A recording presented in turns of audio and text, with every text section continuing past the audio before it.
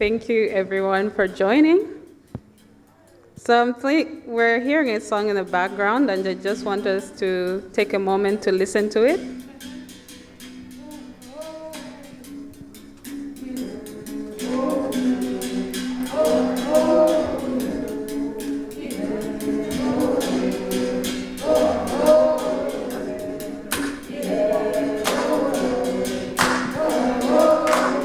Feel free to sing along or clap along.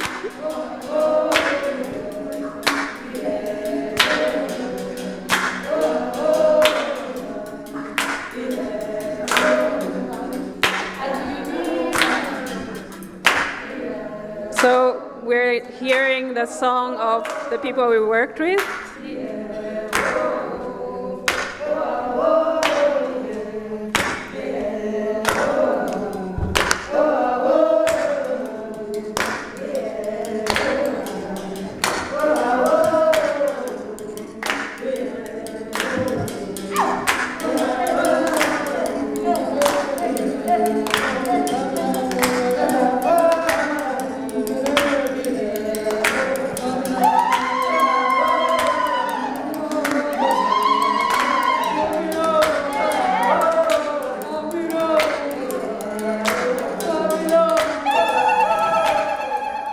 Awesome. Good afternoon.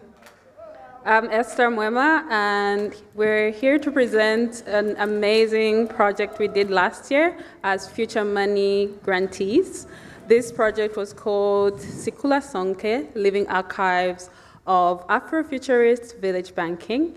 And the voices we were hearing in the background was one of the experiences we had with the women of creating music as they went out to plant calabashes for the next season. And those calabashes were planted as part of a collaborative village bank where they would plant seeds so that they would have food for the next season and they would have calabashes for the future as well, which they would use. And for us, it was really about asking, how do we define wealth? And the very exciting connection today that we're having is we're bringing an art project that we did last year, and now, since this project was based in Southern Africa, I think it was very exciting for us that we could be here in Cape Town because we had communities from Eastern Cape, we had communities from Cape Town, and we had communities from Lusaka who participated in this project. So it's very meaningful to us to be able to present our project here today. And these photos are also from that experience. So what do we really mean with village banking? When we talk about the context of financial inclusion, especially for those who are unbanked, it looks at resilience, it looks at building community bonds, empowering women, and financial systems are not just code, it's also people. So really bringing back technology and putting people at the center of it, and that is the purpose of our project. So from the artwork, we really wanted to amplify the voices of solutions that are already happening at the grassroots level that do not get the same level of recognition that big tech or alternative tech or even open source technology gets, because perhaps they do not have the same language that we speak in these spaces. And I think it's very important to bridge the gap between what is happening in the financial sector, that language, and also what is happening in grassroots communities, because there's a lot to learn from each other.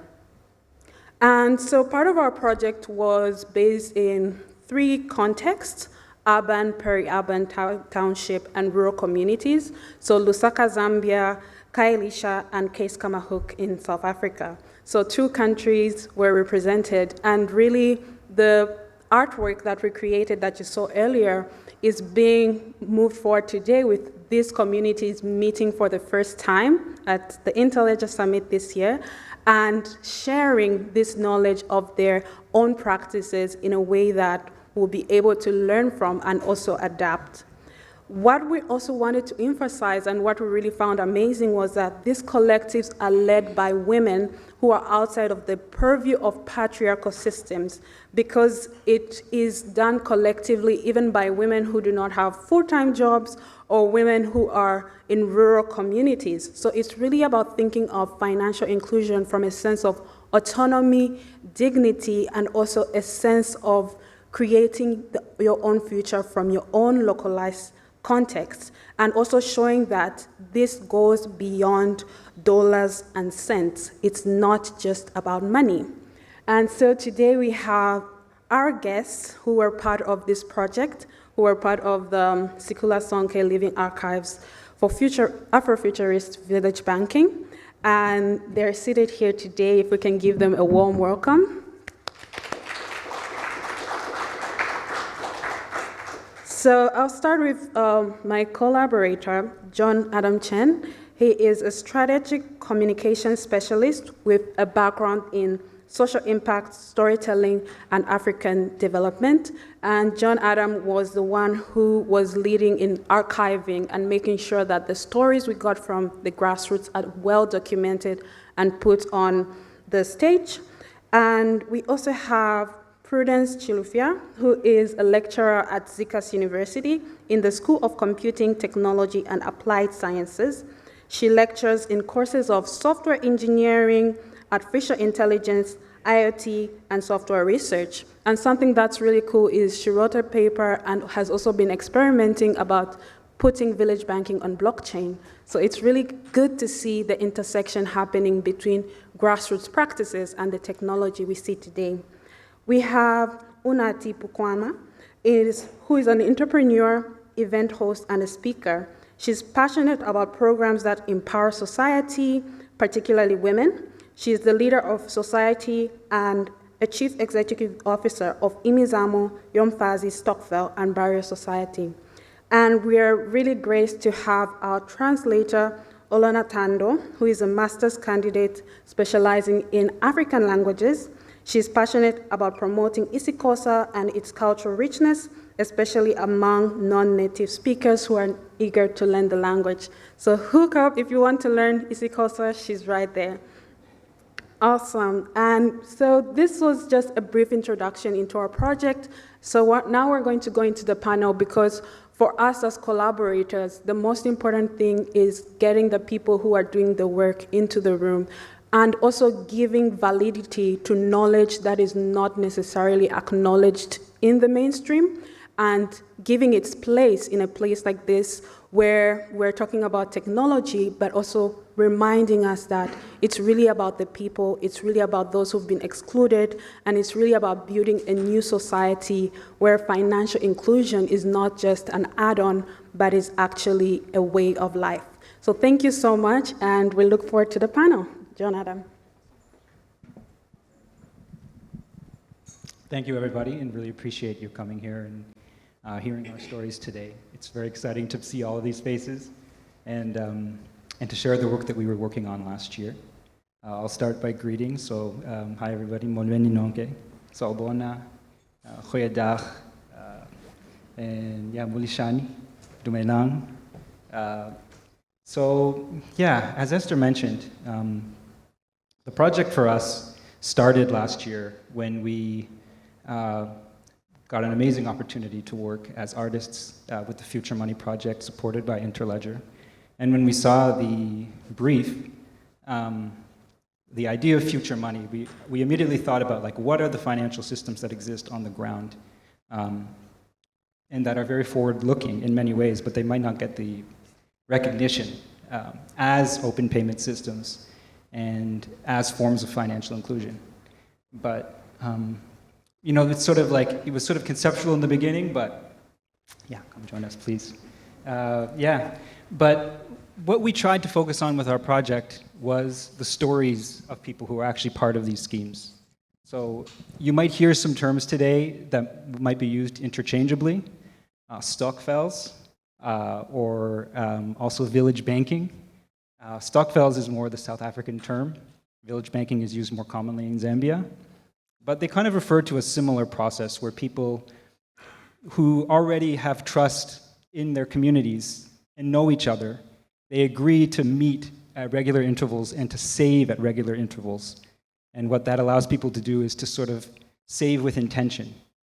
It's not just about building money, it's about building opportunities to work towards something with intention. And yeah, that's really the idea behind it. And as Esther mentioned, the project Sikhula Sonke, it kind of captures that because it's growing in terms of wealth, but it's also growing in terms of what it means to be a member of a community and a member of society through different stages of life. So that's a little bit of background. I'm going to jump into some questions. I have questions for everybody here, and they have everybody here was contributing to the stories that we heard last year, and we were able to share some of those in Costa Rica at the exhibit. So very special for us, not only to be reunited with everybody here, but to do so in Cape Town, in South Africa, and to have that perspective at the forefront. So I'm going to start firstly with a question for Unati, Sis Unati. So could you please tell us about how you started your Stokvel network, which is called Imizamo Yomfazi, or Women's Efforts? You explained when we met last year that the focus of your work is addressing depression in your community and that mental health is really tied to wealth and well-being. So could you tell us more about that, what that means in your context? Mandithathe lithuba ndibulise ndingu-Onathi ndinguphukwana ifani yam ndiyifounder ye-Imizamo Yomfazi Stokvels ne-Imizamo Yomfazi Burial Society. I-Imizamo Yomfazi yi-organization yabantu abangoomama abatshatileyo, abadivosileyo nabaswelekelwe ngabayeni. Injongo ye-Imizamo Yomfazi kukubuyisa isidima kumntu ongumama nokuzisa uncumo ebusweni bomfazi. Injongo ye-Imizamo Yomfazi kukugqumana imihlana singabantu abangoomama, siqokelelane, sinikane ikuthemba lokuphila noqhubekeka sibheke phambili. Xa sithetha ngento ezinjalo ke siye sigxile kakhulu kungqondo nendlela esicinga ngayo uba silwa kanjani i-depression, khona ukuze siye kwii-community zethu sinengqondo ehlaziyekileyo, siye kwii-community zethu sizokwakha abantwana, khona ukuze sithi sisiya phambili sifumane izitokfela, sifumana nezinye izinto ezizawuthi zisincede ezindlini zethu, kodwa sibe siqale sancedeka ngokwempilo, siqale sincedakale kwi-depression.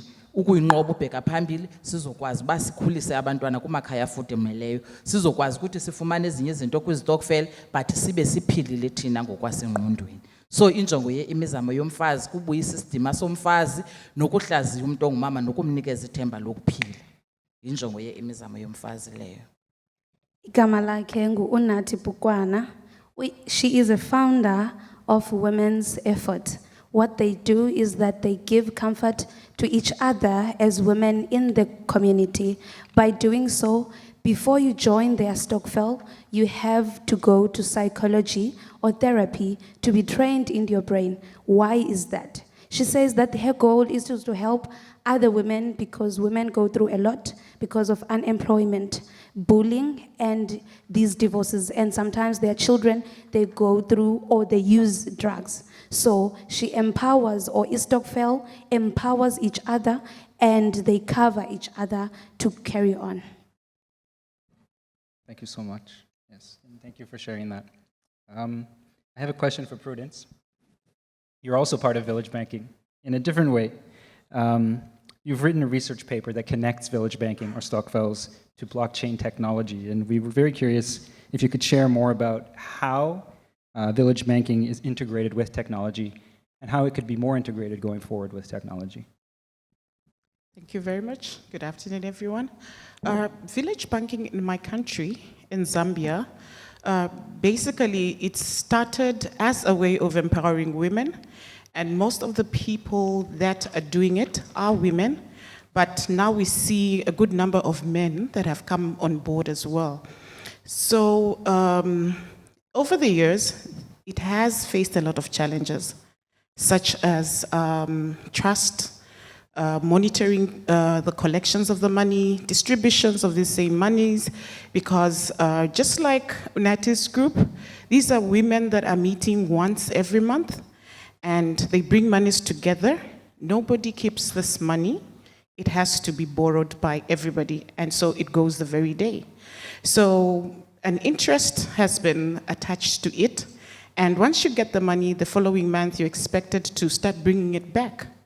And most of the time, they've had to see people defaulting and others even running away with it, especially when they are about to share that money. So usually a cycle is like 12 months.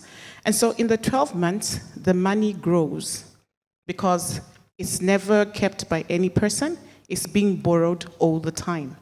So when these monies are increasing, others for selfish reasons, they'll run away with it, and others would use it, and then when they face any challenges, they find it very difficult to bring it back.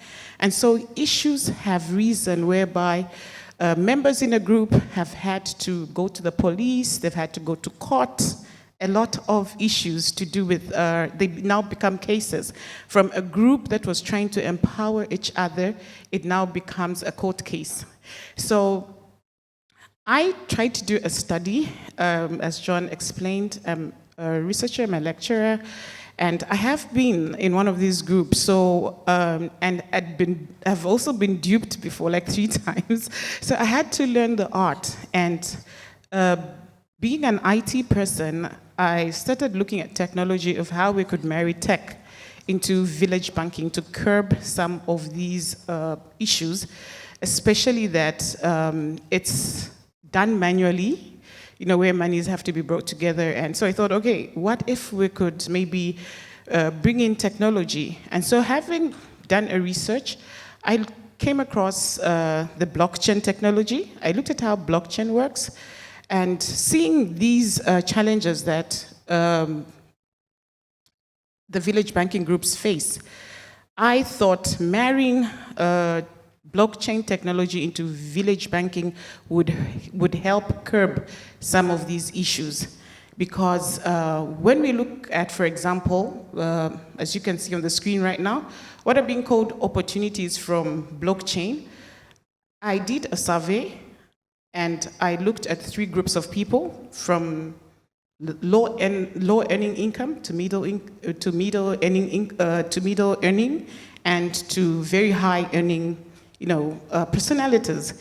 And so this is the information that I got from them. So what you see as opportunities on the screen right now, a good number of them talked about online schemes, e-payments. They said, if we could do this online, where we have a platform where everybody's transacting from there, that could be good, because there would be transparency, trust would build, would have to see where our monies are going, when they're coming, who's borrowing, all those transactions being monitored. So when I look at blockchain talks about being impenetrable. It's immune, you can't tamper. So when you involve blockchain on the scheme, you're talking about smart contracts, you're talking about oracles.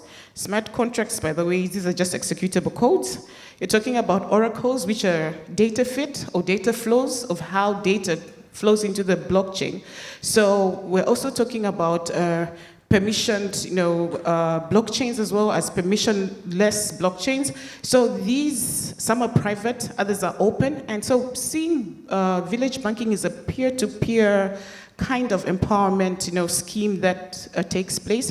So you'd have a certain group being connected to a blockchain, and using the distributed ledger technology, you would have these people all have access to this platform, such that when monies are borrowed, everybody gets to know. When monies come in, anyone who pays some money into the group, everybody will know. And when one tampers with the transactions or whatever changes that somebody is trying to make, everybody will get to know.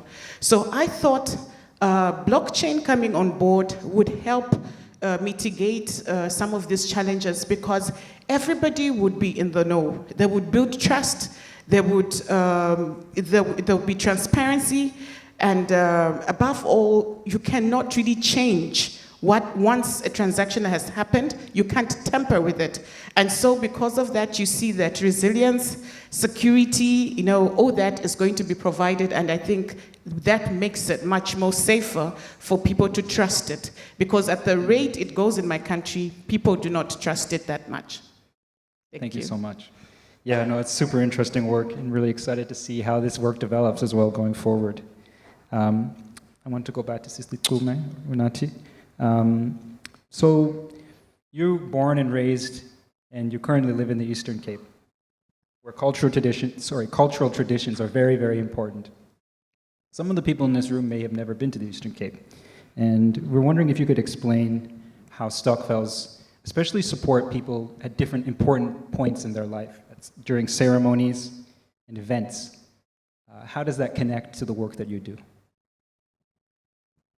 Njengoba ndingumuntu ohlala emakhaya, ndisuka e-Eastern Cape. Eyona nto sikholelwa kakhulu kuyo thina yimisebenzi yesintu. Sikholelwa kakhulu kwimisebenzi yesintu apho siye sihlanganise khona abantu kubekho imicimbi. So izitokfel yeyona nto iluncedo kakhulu ukuthi pha ezilalini ngoba abantu abaninzi abaphangeli. Abanye bayaphangela kodwa imirholo yabo mincinci. So abanamali enough khona ukuze bakwazi uzithengela izinto cash. So baye bajoyina izitokfel ngenjongo yoba le nto umuntu anga-afodiyo ukuzithengela yena eyedwa xa efika kwistokfel akwazi ukuyithenga. Ngoba umzekelo njengoba sibona pha kunezambiza ezabamama bazifumanayo. Uba mhlambi unomcimbi uyazidinga imbiza, uba unomcimbi uyazidinga izitya, uba unomcimbi uyazidinga iiplates, uyawadinga amacephe, uyazidinga ingubo. Kodwa uba uhlala pha ezilalini awunayo imali yokuzithengela ezaa zinto cash, but through izitokfels ke ngoku xa sihleli sihlanganisana laa mali umzekelo laa set yembiza ubuyifumana nge-4.5 awunayo i-4.5 cash, but xa ungena kwistokfel thina kwi-community xa nikwistokfel kuzothiwa yigroup yoomama abayi-11 from January till November, then nizawuthatha laa 4.5 you divide laa mali ngoomama abayi-11, meaning you won't pay ke ngoku laa 4.5 cash ngenyanga eyi-1, uzoyibhatala laa 4.5 nyanga nanyanga till ugqibela 11 months, and then at least ke ngoku ngalaa salary yakho incinci uyifumanayo you will be able to pay laa mali monthly kancinci kancinci instead of paying yonke laa mali ngexesha eliyi-1. So izitokfel kwii-communities zethu zilincedo ngale ndlela yobana ezinye izinto asikwazi ukuzithenga, ezinye izinto asifikeleli kuzo, but through ukuncedisana singabantu abangoomama kwii-community xa kubukho umcimbi endlini yakho siyayazi ubana umama ubani akazubonakala uba kaphangeli, umama ubani akazubonakala uba akanamali enough, umama ubani akazubonakala uba akanamyena umyeni wakhe wasweleka. So through istokfel siyakukhava ke ngokuba abantu mabangaboni kwicommunity ubana lo uyaleka, lo uyaleka, lo udinga into ethile. So through istokfel if kukho gatherings kwifamily yakho you will have everything edingekayo kweza gatherings, uzokwazi ungabonakali njengomntu o-unemployed, awuzubonakala njengomntu ongenamali. So izitokfel kwii-communities zethu zinceda loo nto ubuyisa isidima somntu ongumama. Awuhlaziki phakathi kwabanye abantu abangoomama xa unestokfel. Xa kufika abanye abantu bebuza uba unayo into ethile, yes I have, uyithatha phi? Uyithatha kwigroup ye-ladies ezikuncedisileyo to buy laa nto ubunga-afodiyo ukuyithenga wena. So izitokfel zinceda kwiinto ezinjalo kwii-communities zethu e-Eastern Cape because kwiindawo esihlala kuzo ziindawo ezi-disadvantaged and ziindawo ezinabantu abangenamali, but ke ngoku xa ukwistokfel awubonakali noba unamali, isento nayo iyakwazi uthenga into ekwaziyo ukunceda kwi-community. So isebenza kanjalo ke. So John, what Unati was saying was that as she comes from the Eastern Cape, people from the Eastern Cape believe in those traditional activities that happened or that happens quarterly, every year, every now and then. So when they do those gatherings, let's say there's that woman within the community who can't afford anything because maybe she does not have a husband, or maybe the husband passed away, or maybe she is just a single lady raising kids. So if you have to perform a cultural activity for your child, maybe who is a boy, you can't do it because now you don't probably have those big pots to accommodate the community. So Hair Stokvel helps those women because now if ever the pots can probably cost around 4.5.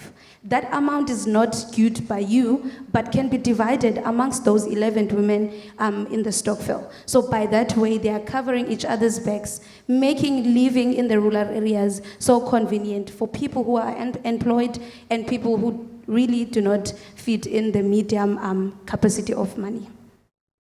Thank you so much. Yeah, that's a really interesting and important point. And I think it connects to something that we've looked at also in our project, which is thinking about wealth. So much of it is about like resilience. It's like making it possible so that people can go through different stages of life, positive times, difficult times, and important moments that need to be marked, and being prepared for that. So saving funds, it's not just about money. It's about being able to actually sustain the culture and create that like cultural resilience. So I think that's a really important point. And while we're on that topic, there were some slides that we were showing earlier about objects, or items rather, that you help to give out to people. And you sort of talked about this in your last response. But I think it's really interesting that people who join your organization are looking, they go in with an intention. They know what they want to invest in. And they're saving money in very specific things. So can you explain why you have stokvels for particular items? And what are some of those items? I think some of them are plates, flasks. Why are they significant? Eyona nto ibangela uba kwizitokfela zase-imizamo yomfazi sisebenzise ezi zinto uJohn seke zikhanganyile, ii-enamel dishes, iimbiza, ii-plates, iingubo, amacephe. Uba niyaqaphela zonke ezi zinto ndizikhankanya apha zizinto ezisetyenziswa emcimbini. Ngobe ndiqala ucacisa ngeimizamo yomfazi ndithe injongo yayo kukubuyisa isidima kumuntu ongumama. Thina kwaXhosa sikholelwa into yoba uba ungumntu ongumama ongenamizamo uyafana noba awungumntu ongumama. Ithi ke islogan se-imizamo yomfazi, umfazi ubonwa ngemisebenzi. So imisebenzi yakho njengomntu ongumama ithi kuzigqame okanye ibonakale xa sinezi gatherings zabantu abangomama phaa ekhayeni. So uba ngaba awusebenzi wena, awukho kwizitokfela, awunanto ozoyibonisa abantu abangomama eziko xa kuphekwayo, awunanto ozoyibonisa ifemeli xa kuhlelwe kudityenwe, then sikuthatha ngoba ungumama ongenamizamo. So ezi zinto sigalelelana ngazo, ezi mbiza nezi zitya zingumboniso wento yobana njengoba ungumntu ongumama ukhona kule family utshatele kuyo okanye kowenu, ubonakalisa imizamo yakho, ubonakalisa amandla akho as umfazi. So ezi zinto sizikhethileyo yindlela yokuziveza ubufazi bakho namandla wakho njengomntu ongumama. So yiyo ke loo nto sikhethe ezo zinto ke John. Okay, so what Unati was saying is that the enamels, the flask, and the cutlery, especially the enamel dishes, they play a huge role in our culture, which is amaXhosa from the Eastern Cape. So when they serve, and the people from the community, whenever they have those gatherings, it helps as a woman. It kind of gives you a pride because now you have something to show to these people and you have something to serve them. I think we know that when you go to a gathering, when you are not served with a good plate, you cannot enjoy even the dish. So it plays a huge role with the hair stokvel that a woman must come and be proud that, you know what, I'm hosting you. So therefore, these are the things that I will show pride in hosting you in the community event that you'll be, not community, traditional, that you'll be having at home. So basically, as a woman, it gives them pride because it holds a very, very significant role in the culture as well. Thank you so much. Really appreciate that. On the note of enamel plates, that was also something that Esther can speak about a little bit more probably, but in our arts exhibit last year for Future Money, enamel plates were a really big part of that. And that's something that we definitely took away from the interviews, just the importance of linking to culture and ceremony as well. Esther, while you're here, I wanted to ask if you could share a little bit about what are your earliest experiences with stokvels or village banking, and how did you sort of find your way into this project? Yeah, I think that's a very, very good question. And I also just want to emphasize that we're also living in a transition society where we're moving from not being on technology and technology taking over everything. And now we're seeing village banks going online. And I think that's something, Prudence, I would like you to talk about shortly, where you're building an application or envisioning an application of what does it look like to put technology and use tools to ensure that you're able to transfer money safely even when you don't know the people you're village banking with. As for me, from my context, being from Lusaka, Zambia, I have seen the opportunities that village banks have had. And this is something very interesting that I think Prudence paper also touches upon, is that it's a very unique way of informal banking. Even though it's very informal, it has been recognized by the governments, but at the same time, when interest comes in, people do not pay taxes on it. So it's still very fluid in terms of the profits that are made through village banks. And I think, Prudence, I'll pass it to you.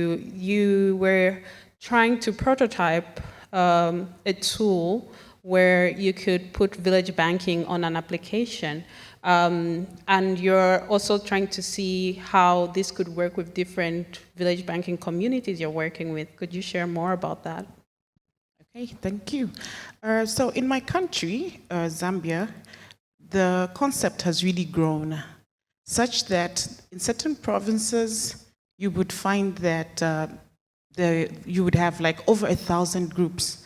For example, in the northwestern province of Zambia, statistics said there were like over 1,000 groups that are doing village banking. And then now, if you look at all the 10 provinces that we have in our country, and also being in the capital city as well, this concept has just mushroomed and just gone to a different level. And looking at where it started from as a rural concept, has now gone to the urban, so it's being done both ways. So I thought it would be best to come up with a platform to help both the rural and the urban people to be able to use it, seeing the challenges that both face. Because when we talk of maybe people in the urban, they also have issues like they would deposit money in a bank account, and then maybe when they're sharing out or when people are borrowing, they have to send in between different bank accounts. So there's some downtiming there, mobile challenges with mobile service providers, sometimes internet as well, fees as well, because let's say I send you $1,000, you're going to be charged for that as well. You won't really get $1,000. So all those issues have raised concerns, because somebody will say, hey, I'm borrowing $1,000, but I'm charged maybe $50 for withdrawing the money. So how do you expect me to give back $1,000? I'm supposed to give back $950. So those are issues that have also been of concern. So I thought coming up with a platform that will help these groups get on board using the blockchain technology, and these e-payments could be done swiftly in between these groups with having to minimize some of these financial risks, to minimize the trust issues, to minimize all these issues that I had spoken about earlier. So we had started with a group of friends at the university where I work. We had started working on this project, but due to some challenges that we faced, it was sort of like archived for a bit, but then I took it up again. And I'm still working on it, because village banking in my country has really taken a very interesting turn. It's not just about investing monies now anymore. It's even about, we've seen groups coming together to do a village banking group, maybe let's say of buying each other property. So they'll agree and say, okay, maybe let's all contribute $10,000 each, and let's buy maybe a friend property, maybe let's say worth of $5,000. Others that would do it for cars, meaningful things. Others would team together and say, let's start a fish farming project. Others that would say, let's start maybe a peanut butter making project. So it's more of investment now in my country, other than just saving. Of course, the saving part is also good, because you profit twice, or you win both ends. That's the way I call it, because you get to save your money, and your money is borrowed and brought back with a particular interest that a bank cannot even give you. At the same time, you also get to use other people's money, invest it into a business of your own and make profit out of it. So if you play the cards right, you would see yourself winning on both ends. So we're trying to come up with an application that is going to be able to bring on board all these groups so that we could just help them transact, freely, reducing the risks, enhancing security, so that we see more of empowerment. We get these testimonies in our country, other than just having to see youths, especially, and the women trying to wait on government for funding and all that. So I just thought, let me start working on a platform that could help just alleviate some of these challenges. I really love what you just shared, because when we look at blockchain and how it's decentralized, the same with village banking, what we see is that it also has a very historical root, whereby people from our communities who are under the oppression of colonialism used this bringing together of things to ensure resilience and that their families survive.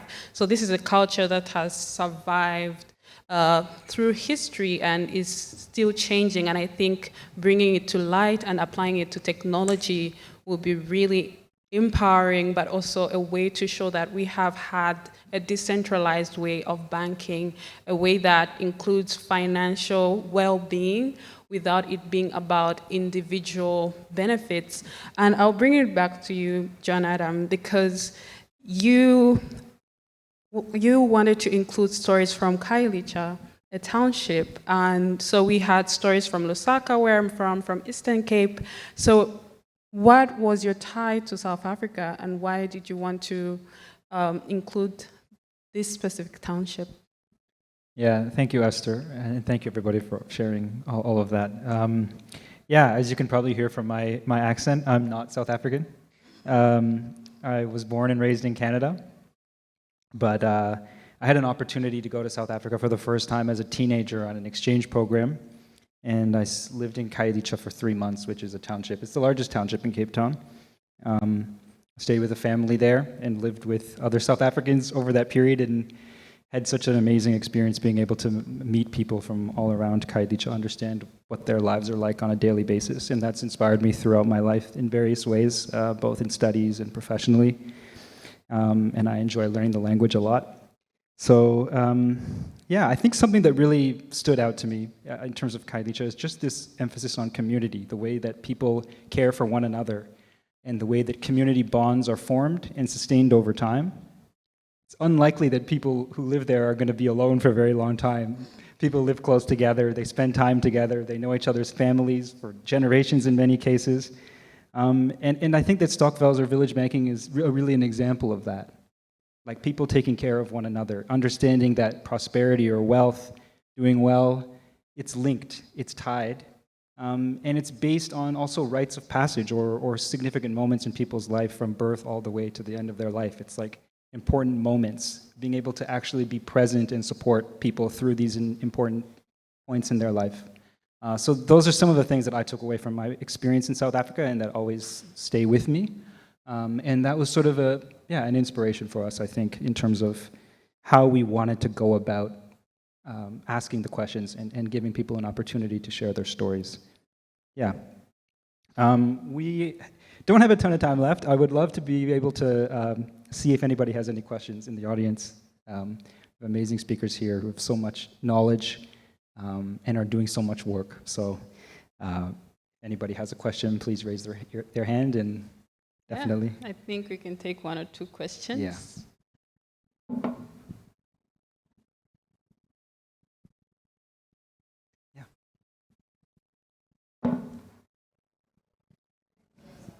So before I get somebody throwing something at me, I will say I try and find answers. My job, though, is the person who stops payments moving for preventing and detecting fraud. So as part of that, and how can you help us, is there's lots of assumptions around payment flows. And when you're sending money to an individual, you're assuming that person's income and everything is right. When you're sending it to a village bank that's an informal village bank, aside from the taxation, it'd be great to understand how controls can be put in that enable you rather than preventing you. Otherwise, people will just go, That's not normal, that's being stopped. And you have a problem even bigger. Yeah, thank you for the question. So I think it's really about what controls are in place. And it also ties into that question of risk. How do you control and make sure that payments are secure and that people can benefit as a whole? Yeah, and I think, Unachi, you'd be the perfect person to answer that because you have groups of Village Bank. You mentioned you're managing 700 people and you have in 3 different provinces, is that correct? Yes. So how do you regulate or self-regulate? Mandiqale kule ndawo. Kwi-stokvel, that is i-village banking ke, kweyethu i-group, indlela esenza ngayo ukwenza uba senze sure uba imali zabantu zigcinakala ngendlela erayithi, akho nto yenzekayo, imali zabantu zisafe, yonke into umuntu if ube befake imali uzofumana le nto ebethe uyingenela yona kwi-stokvel. Sinabo abantu esibaqashayo abakwi-offices zethu abenza sure ubana i-bookkeeping yenzeka ngendlela erayithi, imali zabantu zisafe, ukwenzela uba if imali bafake abantu imali kwi-account yekhampani and then xa kufikelela ixesha lobana ngoku kukhutshwa imali for inyanga ethile for ii-ladies ezithile, then we have abantu abasebenzisana nebhank abajongayo uba if sizokudistributha this amount of money to ii-ladies, then sinabo abantu abenza lo msebenzi. That is why sine-offices zethu ezinabantu abaqeqeshelwe uba bakwazi uncedisana nezitokvel. So yonke into yethu siyenza ngokwasencwadini. We have indlela isystem esisebenza ngayo. After umuntu ejoinile afumane forms asayine, after esayinile then siyayazi ba i-payment dates zakhe zithini. After efake imali, we know if i-last day ye-payment is 7, then nge-8 yonke imali iyadistributwa to ii-ladies ezi-different. But we make sure into yobana each and every money engene kwi-account yase-imizamo yomfazi ngedate yoba ii-ladies zonke funeke zifumene from ezi provinces zi-different, bonke bayayifumana la mali. But we make sure into yoba before sithatha umuntu simfake kwi-stokvel sethu bayaqale basayine ii-documents because asikwazi usebenza ngetrust qha, funeke kukho namagqwetha involved esenza sure uba yonke into yenziwa ngokomthetho. Okay, so what Unati says is that she has people who are doing bookkeeping for her. Even though we are dealing with money, she will not rely only on bookkeeping. So she trains people and she makes sure that the cycle of the money is well analyzed. And also she has, she works with the legal team that helps her to make sure that everything is monitored so that even though people works with her in the impression of trusting her and trusting the business, but also the legal side advises her on how to do everything and allocate money to these ladies. Perfect. Do you have a final question? I would want to come in a bit. Yeah, go for it. Just to help a bit, like in Zambia, what happens is they have people they call a guarantor. So if I'm going to bring you onto a group, I should know you very well. I should explain to you the concept. You should mean business, such that I would tell you, please do not disappoint me. When you come onto when you come onto this group, mean business. That's why I said it's all about investment.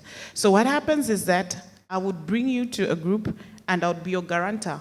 So each time you get money in a situation that you default, I should be able to save you.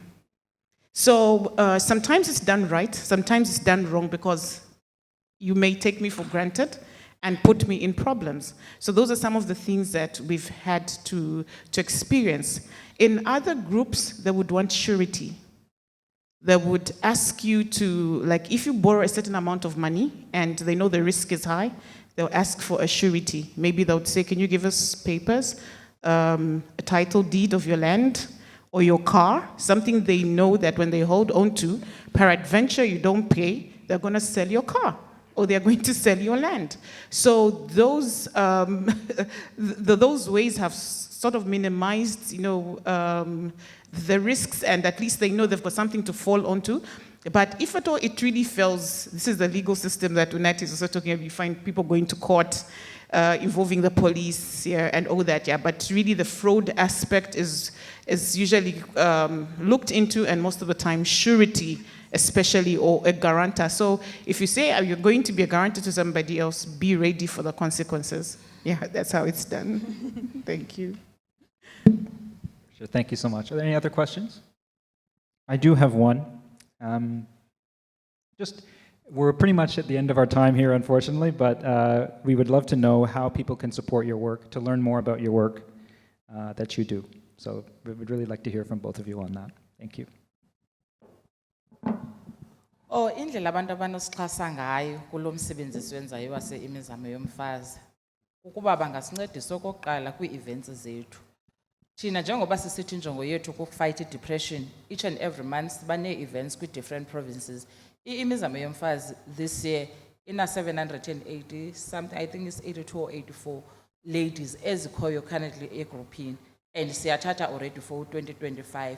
But into esiyenzayo ke ngoku okwangoku for kuba sisithi silandelana le njongo yokule depression, siba nee-events each and every month esizenzayo. Apho si-invite khona i-psychologists, si-invite oopastor, si-invite bonke abantu abanento okwenza nokufight i-depression.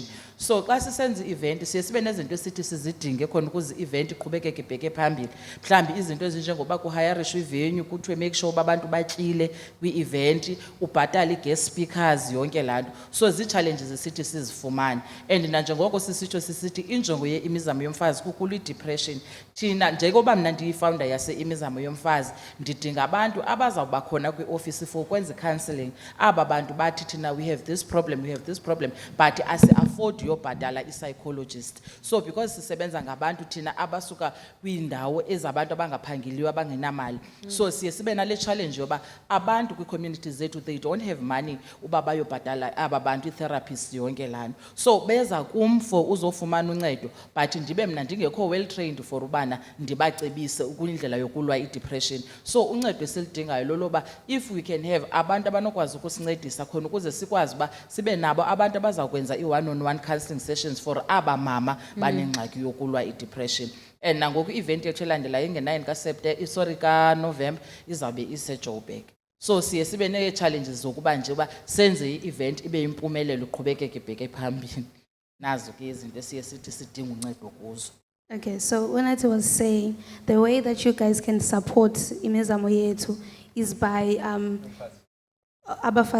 imizamo yabafazi. It is to make sure that you guys can come and attend in these events, probably in Joburg, Cape Town, or in the Eastern Cape. And also, if you know anyone who'd love to go and come and be a guest speaker, they go there and probably give some sort of advices to these women, because some of them are depressed and she's not trained to do that.